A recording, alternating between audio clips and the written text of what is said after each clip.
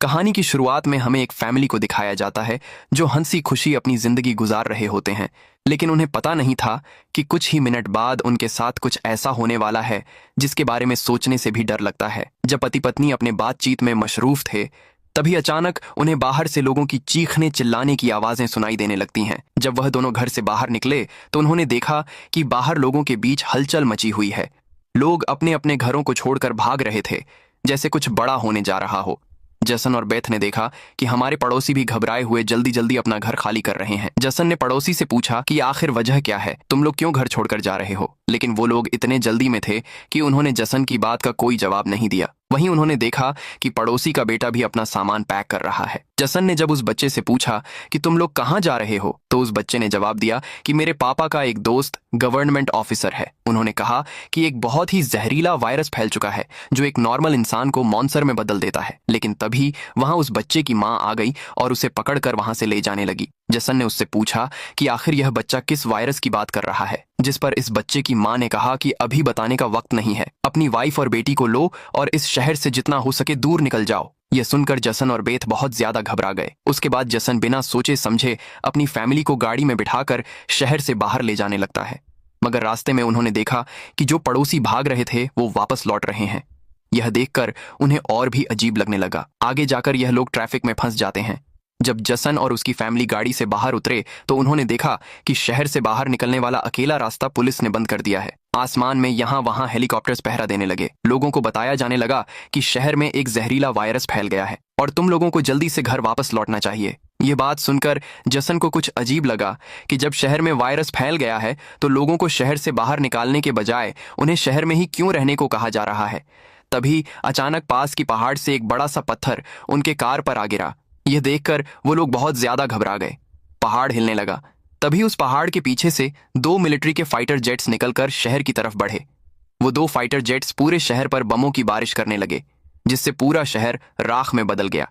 Jason की wife Beth को फौरन समझ आ गया कि अगर वह पुलिस की बात मानकर घर लौट जाते तो उनका अंजाम बहुत बुरा होने वाला था। उसके बाद वो फाइटर जेट्स सड़क पर मौजूद लोगों की तरफ बढ़ने लगे। यह देखकर सभी लोगों में हलचल मच गई। अब सबको समझ आया कि गवर्नमेंट उन्हें मारना चाहती है। सभी अपनी जान बचाने के लिए यहाँ वहां भागने लगे, पर जसन और बेथ को समझ आया कि वह कहीं भी भाग लें, वो फाइटर जेट्स उन्हें मार कर ही रहेंगे। तभी बेथ ने पीछे मुड़कर पहाड़ पर एक स्कूल देखा और उसे लगा कि बचने के लिए वह जगह बेहतर रहेगी। जिसके बाद जसन, बेथ और जोई को लेकर स्कूल की तरफ पहाड़ पर चढ़ने लगे। पीछे ब्रिज पर मौजूद लोगों पर फाइटर जेट्स बम गिराने लगे। ये तीनों तेजी से दौड़ते हुए स्कूल तक पहुंच जाते हैं और खुशकिस्मती से वहां उन्हें एक टनल मिल जाता है और बम धमाके से कुछ ही सेकंड पहले वह जल्दी से उस टनल में घुस जाते हैं।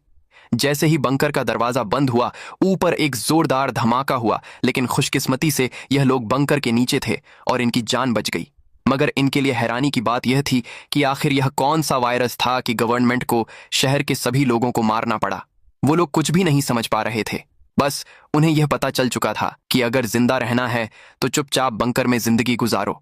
लेकिन इनके लिए परेशानी की बात यह थी कि आखिर यह लोग यहाँ कब तक जिंदगी गुजारेंगे और उन्हें पेट भरने के लिए खाने पीने का क्या करना होगा। अच्छी बात यह थी कि वहाँ ढेर सारा एक्सपायरी खाना रखा हुआ था जो 3 लोगों के लिए काफी लंबे समय तक चल सकता था। जसन की वाइफ बेथ बहुत ज्यादा परेशान थी। वह अपनी बेटी जोई के बारे में सोचने लगती है कि अगर यह बीमार हो गई तब इसका क्या करेंगे। और बेथ दरवाजा बंद करते समय उसका हाथ भी लग गया था, जिसमें काफी गहरी चोट आई थी। वो दोनों इस बात को लेकर भी घबरा रहे थे कि कहीं इस जहरीले वायरस ने उनकी बॉडी पर भी अटैक ना कर लिया हो। मगर अभी यह सोचने का वक्त नहीं था। उन्हें अब इस बंकर को सेफ बना दिया और तय किया कि अब उन्हें यहीं पर छिपकर जिंदगी गुजारनी है। लेकिन जमीन के नीचे रहने का जीवन आसान नहीं था। हर दिन वही एक जैसा खाना पीने के लिए कीचड़ से भरा हुआ पानी और खाली समय में वह ताश खेलते। बाहर की दुनिया से उनका पूरी तरह से कनेक्शन कट चुका था। कई दिनों तक यहाँ रहने के बाद वो लोग बहुत ज्यादा इस बंकर में तंग हो चुके थे। लेकिन वो क्या करते?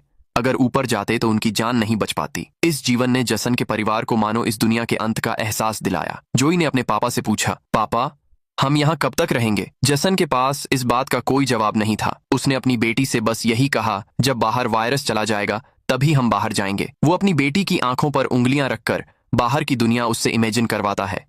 इस तरह से दिन गुजरते गए। उन्हें नहीं पता था कि बाहर निकलने के इंतजार में उन्हें यहाँ इस बंकर में 300 से भी ज्यादा दिन गुजर चुके हैं। जोई अपनी माँ की बनाई हुई पेरिस्कोप से बाहर की दुनिया को देखती है। बाहर चारों ओर बस तबाही का मंजर नजर आ रहा था। जैसे यह पूरी दुनिया जलकर राख हो गई हो। वहां किसी भी इंसान का नामो निशान तक नहीं था। यह सब देखकर उस छोटी बच्ची को लगने लगा कि शायद हम इस दुनिया के आखिरी बचे हुए लोग हैं। माँ ने उसे दिलासा दिया कि तुम ऐसा मत सोचो, शायद तुम्हारे दोस्त भी हमारी तरह कहीं छुपे हुए हों। अब रात हो चुकी थी और डिनर का समय हो चुका था। उनके पास अब खाना भी कम बचा हुआ था, इसीलिए वह तीनों थोड़ा सा खाना खाकर काम चला रहे थे। लेकिन आज जोई की जिद पर उसे पूरा एक कैन का डिब्बा दिया गया। जोई ने जब टिन का डिब्बा खोला तो उसने देखा कि टिन का डिब्बा अंदर से खाली है। इस डिब्बे के पीछे की तरफ एक छोटा सा छेद था, शायद कोई चीज इसमें से खाना चुरा गई थी। बेथ ने सारी बची हुई डिब्बों की जांच की तो पता लगा कि पूरे 12 डिब्बे खाली थे। यह देखकर वो बहुत ज्यादा परेशान हुए, क्योंकि यह तो उनके 2 हफ्तों का राशन था।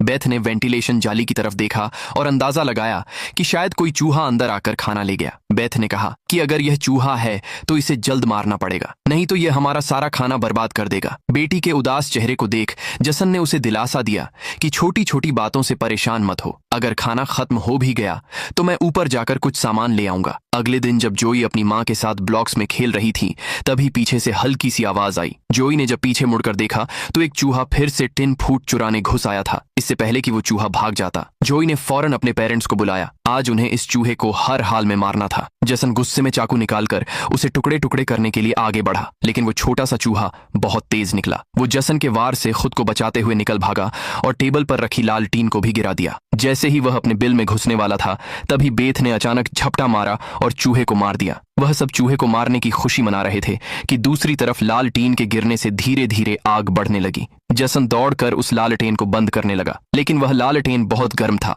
जिससे जसन का हाथ जल गया और लालटेन का शीशा फटने पर पूरे टेबल में आग लग गई। बेथ ने पर्दा फाड़कर आग बुझाने की कोशिश की। जसन ने नल से आधी बाल्टी पानी निकालकर उस आग पर डाला। जैसे तैसे करके उन दोनों ने उस आग को बुझा लिया, लेकिन खतरा अभी टला नहीं, बल्कि अब उनके लिए और भी मुश्किल बढ़ने वाली थी, क्योंकि आग तो वो लोग बुझा चुके थे, मगर आग से निकलने वाले धुएं ने पूरे बंकर को धुएं से भर दिया था और वह धुआं धीरे धीरे वेंटिलेशन जाली से ऊपर की तरफ निकल रहा था। ये देखकर वो सब घबरा गए, क्योंकि यह धुआं उनका वहां होने का ठिकाना जाहिर कर रहा था। अब सब लोग सांस रोककर बैठे थे। जसन ने कहा कि शायद रात का अंधेरा धुएं को छुपा लेगा और किसी को हमारे ठिकाने के बारे में पता नहीं चल पाएगा। वो तीनों डर के साए में पूरी रात जागते रहे। अगली सुबह उन्होंने खुद के तसल्ली के लिए पेरिस्कोप से बाहर झांक कर देखा तो उनके पैरों तले जमीन खिसक गई। उन्होंने देखा कि बाहर तो पूरा धुएं का गुबार उठा हुआ था। ये देखकर उन लोगों की बेचैनी बढ़ने लगी। उन्हें पूरा यकीन हो गया था कि उनके ठिकाने का राज खुल चुका है। तभी बीत ने कहा कि अगर धुआं उठा है तो उस पास राख भी जमा हुआ होगा, जिसकी जांचबीन करते हुए हमारे ठिकाने का पता चल सकता है। इसीलिए अब हमें राख की सफाई करनी होगी।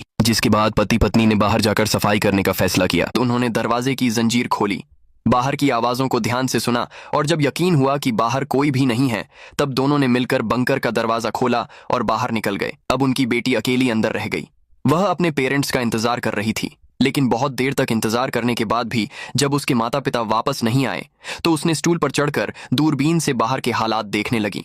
जल्द ही उसने देखा कि उसके माता पिता बंकर के दरवाजे को छुपाने की कोशिश कर रहे थे, लेकिन तभी जोई ने कुछ ऐसा देखा जिससे उसकी सांसें गले में अटक गईं। उसने देखा कि दूर जंगल में एक काली परछाई तेजी से उनकी तरफ बढ़ रही है। बच्ची ने जोर से चिल्लाकर पापा को पीछे देखने को कहा, लेकिन दूरी बहुत ज्यादा थी। उसके माता पिता सुन ही नहीं पाए। घबराहट में बच्ची अपने डर को भूल गई और सीढ़ी पर चढ़कर बंकर से बाहर निकल आई। बाहर आते ही उसे एहसास हुआ कि उसके माता पिता अब वहां नहीं थे। बच्ची ने बेचैनी में जोर जोर से अपने माता पिता को पुकारना शुरू किया। तभी पीछे से अचानक उसका मुंह किसी ने दबोच लिया। यह कोई और नहीं बल्कि उसकी माँ थी। कुछ सेकंड्स बाद एक जंगली हिरण का झुंड तेजी से वहां से गुजरा। हालांकि वह तीनों बाल बाल बचे, लेकिन बीत का डर और ज्यादा बढ़ने लगा। इन हिरणों का इस तरह भागना जरूर किसी खतरनाक चीज से बचने की कोशिश थी। सबको खतरे का अंदाजा हुआ और वह तेजी से वापस बंकर की तरफ भागे और बंकर के अंदर घुस गए। जसन ने लकड़ी की पट्टियों से बंकर का दरवाजा बंद किया और लोहे की जंजीर से उसे कसकर बांध लिया और सबको बिल्कुल खामोश रहने का कहा। तभी उन्होंने ऊपर से कदमों की धीमी आहट सुनी। ऐसा लग रहा था कि जैसे कोई बंकर के दरवाजे की तरफ आ रहा हो। वो कई मिनटों तक लगातार बंकर के ऊपर इधर उधर घूम रहा था। ये तीनों आहिस्ता कदमों से बंकर के दरवाजे से हटकर आगे की तरफ जाने लगे और शायद अब तक ऊपर जो भी था उसे भनक नहीं लगी थी कि नीचे बंकर में कोई है। डर के मारे जोए रोने लगी। बीत उसे चुप कराती है और कहती है कि अगर आवाज बाहर तक गई तो सब खत्म हो जाएगा। वो तीनों धीरे धीरे बंकर के दरवाजे से काफी आगे बढ़ चुके थे। वो बंकर के दरवाजे से इसलिए आगे बढ़ रहे थे कि अगर कोई ऊपर से बंकर का दरवाजा खोल भी दे तो नीचे उसे हम नजर नहीं आए। लेकिन तभी जोई ने जो गुड़िया हाथ में उठाई थी उसकी रस्सी एक स्क्रू में फंस गई। वह स्क्रू धीरे धीरे ढीला होने लगा। ये देखकर जसन और बीत की सांसें अटक गईं, क्योंकि वह रस्सी गुड़िया में लगी आवाज के स्विच से जुड़ी थी। इससे पहले कि वह कुछ कर पाते, वह स्क्रू एक झटके से निकल गया और उसी पल तेजी से गुड़िया के अंदर से आवाजें आने लगीं। जसन ने फौरन उस गुड़िया को चीर डाला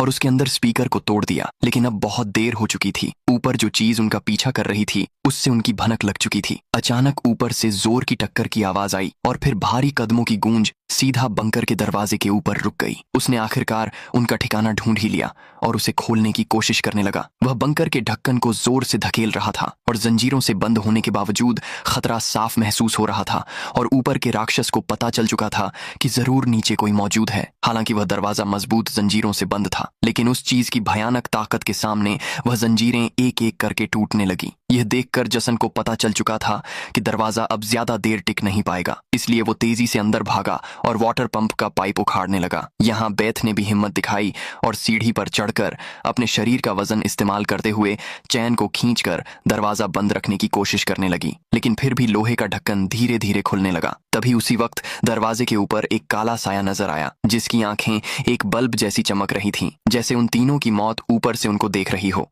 जसन ने बिना सोचे पाइप से उस पर हमला कर दिया, जिससे वह पीछे गिर पड़ा। जसन ने जल्दी से वह पाइप दरवाजे में फंसाकर दरवाजे को बंद कर दिया और वो चीज वहां से भाग जाती है, लेकिन जसन का शरीर अब भी बुरी तरह कांप रहा था। वह कभी सोच भी नहीं सकता था कि बाहर की दुनिया में ना सिर्फ बेरहम सोल्जर्स थे, बल्कि खतरनाक राक्षस भी घूम रहे थे। वह पूरा परिवार सीढ़ियों के पास मायूस बैठ जाता है, क्योंकि अब उनका ठिकाना उजागर हो चुका था। अब किसी भी वक्त उन पर हमला हो सकता था और उन्हें इस बात का अंदाजा भी हो चुका था कि इस बार तो एक आया था, लेकिन अगली बार जब वह आएंगे तो उनकी तादाद काफी ज्यादा होगी और हम उनके सामने कुछ नहीं कर पाएंगे। थोड़ी देर बाद अचानक अलमारी हिलने लगी। जसन और बेथ समझ गए कि उसने अपने बाकी साथियों को भी बुला लिया है। ऊपर से तेज कदमों की आवाजें सुनाई देने लगीं, मानो हजारों जीव उनके सिर पर दौड़ रहे हों। फिर वह सभी बंकर के दरवाजे पर इकट्ठा हो गए। उनके डर से नीचे जसन, बेथ और जोए कांप रहे थे। तभी उन्होंने अचानक एक जबरदस्त हमला शुरू कर दिया। इस बार की ताकत पहले से कहीं ज्यादा थी। मजबूत लोहे का दरवाजा टूटकर नीचे गिरा और बंकर के दरवाजे पर ढेर सारी आंखें चमकने लगीं, जिससे वह लोग डर के मारे पीछे की तरफ भागने लगे, लेकिन वह राक्षस भी उनके पीछे चलते आ रहे थे। बेथ ने अपनी तेल की लैंप फेंक दी और उनके और अपने बीच पर्दे में आग लगा दी और अलमारी को पकड़कर दोनों ने उनके बीच रास्ते को ब्लॉक कर दिया। वह सभी तेजी से बंकर के अंदर की तरफ भागने लगे, पर वह लोग जानते थे कि यह सब उन्हें ज्यादा देर नहीं रोक सकते। उनके पास अब बचने का कोई रास्ता नहीं था। तभी बच्ची को जमीन की ओर खुलने वाला एक वेंटिलेशन दिखाई दिया। जसन ने ताकत से उसे तोड़ा और पूरी जान लगाकर अपनी पत्नी और बेटी को बाहर की ओर धकेल दिया, लेकिन जब खुद बाहर निकलने की कोशिश की तो तंग जगह के कारण वह अटक गया। दूसरी तरफ राक्षस उसकी ओर बढ़ रहे थे। अब जैसे तैसे करके जसन को यहां से निकलना था। उसे कोई दूसरा रास्ता नजर नहीं आया, इसलिए उसने अपने कंधे की हड्डी तोड़ डाली, जिससे वह दर्द से चीखने लगा, पर जल्दी से वह खुद को संभाल कर वेंटिलेशन में घुस गया। बेथ बिना समय गवाए पूरी ताकत से जसन को बाहर खींचने लगी। जसन जैसे ही बाहर निकलने ही वाला था, तभी एक विशाल जीव ने आकर जसन के पैर को पकड़ लिया। जसन समझ गया कि अब उसका बच पाना नामुमकिन है। अब भाग निकलने की कोई उम्मीद नहीं। जसन ने अपनी पत्नी से आंखें मिलाते हुए कहा कि जो भी हो जाए जोई को कुछ नहीं होने देना, और अगले ही पल वह राक्षस उसे बंकर में खींच लेता है। लेकिन जसन बंकर में राक्षस से डरने के बजाय उनसे कहता है कि आओ, देखता हूं तुम में कितना दम है। बेथ और जोई ने जब नीचे देखा तो बंकर में से तेज चीखने की आवाजें आ रही थीं। बेथ समझ गई कि उसका पति उन्हें भागने का समय देने के लिए लड़ रहा है। वह दर्द में भी अपनी बेटी को लेकर वहां से निकल पड़ी और राक्षस से बचते हुए वह काफी दूर आए। लेकिन भागते भागते उन्हें कुछ अजीब महसूस हुआ। उन्होंने देखा कि जो हाईवे बाहर की दुनिया तक खुलता था, अब वहां ऊंची दीवार खड़ी थी, यानी अब इस शहर से कोई भी बाहर नहीं निकल सकता है। तभी वहां हेलीकॉप्टर दूर से उड़ता हुआ आया। जब बेथ ने पीछे मुड़कर देखा तो वह एक आर्मी हेलीकॉप्टर था। वह हेलीकॉप्टर तेजी से उनके पास आकर उन पर अपनी तेज स्पॉटलाइट चमकाई। ये दोनों जैसे ही वहां से भागने वाले थे, तभी ऊपर से उन पर एक बड़ा जाल आ गिरा, जिसमें यह दोनों फंस गए। वह दोनों हर एक संभव तरीके से जाल से खुद को छुड़ाने की कोशिश करने लगी, लेकिन जाल ने इन दोनों को बुरी तरह से जकड़ लिया था। बेथ ने जाल की जाली के बीच से देखा कि कुछ हरी आंखों वाले काले साए उनके पास आ रहे हैं। तभी यहां हमें कहानी का असल राज मालूम हुआ। ये जो बंदूक थामे पीली आंखों आंखों वाले लोग जिसे हम राक्षस समझ रहे थे, ये असल में कोई एलियन या फिर वायरस से इन्फेक्टेड लोग नहीं थे, बल्कि यह तो मिलिट्री के सोल्जर्स थे जो गैस मास्क और नाइट विजन ग्लासेस लगाए हुए थे। वही आंखें जिसकी पीली चमक उन्हें किसी दूसरी दुनिया का दिखा रही थी। लेकिन सवाल आता है कि आखिर आर्मी वाले इन लोगों के जान के दुश्मन क्यों बने हुए थे? ये सारा राज आपको आगे की थोड़ी सी बची हुई स्टोरी में मालूम पड़ जाएगा। अब बेथ और जो दोनों इन सोल्जर्स के कंट्रोल में थे, इनमें से एक सोल्जर ने एक बड़ी सी इंजेक्शन निकाली और दोनों के गले में बारी बारी से छुपा दी। जब इनके ब्लड को टेस्ट किया गया तो पता लगा कि यह दोनों भी जहरीले वायरस से इन्फेक्टेड हैं, जिसका मतलब कि यह दोनों इस धरती के लिए एक खतरा है, यानी अब इन्हें मार दिया जाएगा। असल में जब वायरस पहली बार फैला था तभी इस छोटे से शहर के कई लोग इसकी चपेट में आ चुके थे। यह वायरस हवा से फैलता था और यह वायरस एक इंसान से दूसरे इंसान को बहुत ही जल्दी लग जाता। इन्फेक्टेड लोग खुद भी नहीं जानते थे कि वह बीमार है और गवर्नमेंट के पास इस वायरस को रोकने का कोई एंटीडोट नहीं था। इन्फेक्टेड लोगों को मारने के अलावा गवर्नमेंट के पास दूसरा कोई रास्ता नहीं था। बेथ रो रो कर कहती है कि प्लीज मेरी बच्ची को जाने दो। जब बेथ ने देखा कि यह सोल्जर्स उसकी छोटी बेटी को भी नहीं छोड़ने वाले तो वह पूरी तरह गुस्से में आ गई। उसके चेहरे पर काले निशान उभरने लगे। लेकिन इससे पहले कि वो कुछ कर पाती, एक सोल्जर की गर्दन से खून का फव्वारा फूट पड़ा। वो कोई और नहीं बल्कि मौत से लौट कर आया जसन था। दरअसल बंकर में जसन मरा नहीं, बल्कि वहां वो खुद पर कंट्रोल खोकर वहां सभी सोल्जर्स को मार डाला। उस वक्त वह बहुत ज्यादा गुस्से में था। चेहरे पर काले निशान और आंखें गुस्से से लाल थीं और उसके जिस्म की ताकत कई गुना बढ़ चुकी थी और साफ दिख रहा था कि वह अब पहले वाला जसन नहीं बल्कि वह एक अलग रूप में दिखाई दे रहा था। वो सोल्जर्स पर झपट पट कर उन्हें मारने लगा, लेकिन वह गर्म हथियारों की गोलियों को नहीं रोक पाया और जमीन पर गिर गया। जब वह सोल्जर बेथ और जोई की तरफ बढ़े तो वह दोनों जाल तोड़कर भाग चुकी थी। सोल्जर्स उन्हें यहां वहां ढूंढने लगे, लेकिन उन्हें यह अंदाजा नहीं था कि बेथ भी एक राक्षसी रूप में बदल चुकी थी। उसने जो को एक कार के अंदर छुपा दिया और खुद उन सोल्जर्स से लड़ने लगी। उसने कई सोल्जर्स को मार गिराया और फिर खुद भी गोली लगने से कार की छत पर गिर पड़ी। अंधेरे में छुपी उसकी बेटी ने यह सब देख लिया। अपने माता पिता की हालत देखकर वह भी गुस्से में आकर अपना आपा खो बैठी। एक छलांग में उसने एक सोल्जर को गिराकर उसका मास्क तोड़ दिया और उसे मारने ही वाली थी कि बेथ ने समय रहते उसे रोक दिया। वह नहीं चाहती थी कि उसकी बेटी भी एक दरिंदा बन जाए। बेथ ने उसे शांत किया। धीरे धीरे लड़की की नसों की हरियाली गायब हो गई और वह फिर से इंसान में बदल गई। लेकिन सोल्जर की किस्मत इतनी अच्छी नहीं थी। उसका सेफ्टी मास्क टूट चुका था और वो धीरे धीरे वायरस से इन्फेक्टेड हो गया। दूसरी तरफ जसन की हालत बहुत गंभीर थी। उसने बेटी के चेहरे को देखकर अपने हाथ की 2 उंगलियां उसकी आंखों से फेरी और जसन ने हमेशा के लिए आंखें बंद कर ली। उसी वक्त एक और हेलीकॉप्टर आ गया। बेथ अपनी बेटी को लेकर भागी। कबाड़ के ढेर से गुजरते हुए वो एक सुरंग में घुस गए। तभी वहां एक रोशनी उनकी आंखों पर पड़ी। देखने पर पता चला कि सामने वहीं पड़ोस का छोटा लड़का था जिसे हमने कहानी की शुरुआत में देखा था। फिर यह दोनों उसके पीछे चल पड़े। वह लड़का उन्हें एक गुफा जैसी टनल में ले पहुंचा जहां उस लड़के के माता पिता और भी कई सारे लोग छुपे हुए थे। असल में वहां उनके जैसे ही वायरस से इन्फेक्टेड लोग थे। जिंदा रहने के लिए वह सभी अंधेरे में चूहे जैसी जिंदगी गुजारने पर मजबूर थे। ये वायरस खतरनाक जरूर था लेकिन जानलेवा नहीं। ये वायरस इन्फेक्टेड इंसान के जिस्म पर तब ज्यादा जोर करता जब वो डर जाता या फिर गुस्से पर काबू नहीं रख पाता। लेकिन असल में उन लोगों ने खुद पर काबू पाना सीख लिया था। वो लोग शहर के सोल्जर्स को राक्षस समझते थे, लेकिन असल में वह खुद राक्षस थे। इसी के साथ यह कहानी खत्म हो जाती है।